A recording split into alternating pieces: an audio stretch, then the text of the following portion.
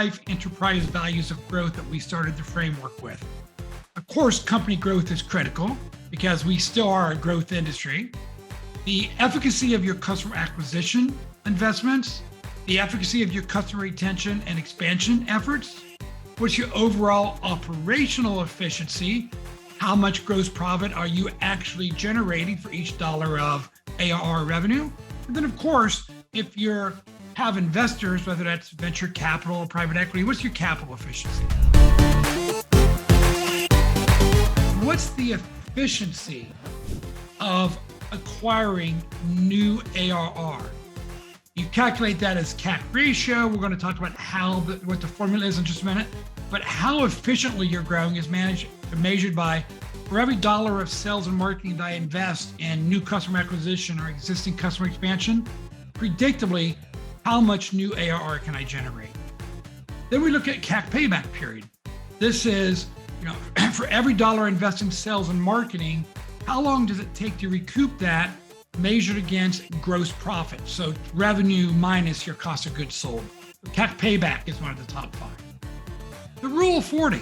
Rule of 40 is still very important. It kind of goes out of favor, comes back in favor. Right now, it's one of the 2 most important metrics to determine your revenue to enterprise value multiples. We'll talk about Rule of 40.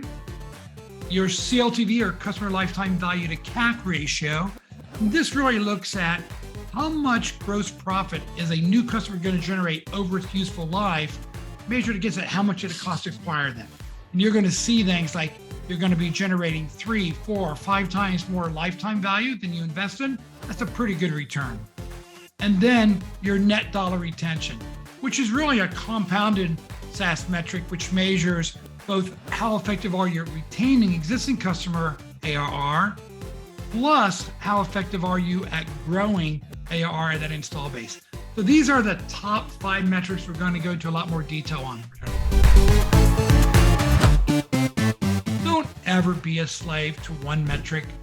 Understand the best revenue efficiency metrics for your company. Pick those top 5, right? Understand the interplay and the trade-offs. Don't be a slave to one.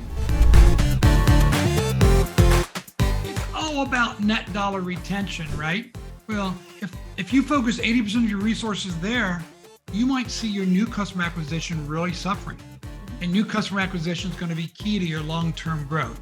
So that's number 1. Number 2, consistency of calculation.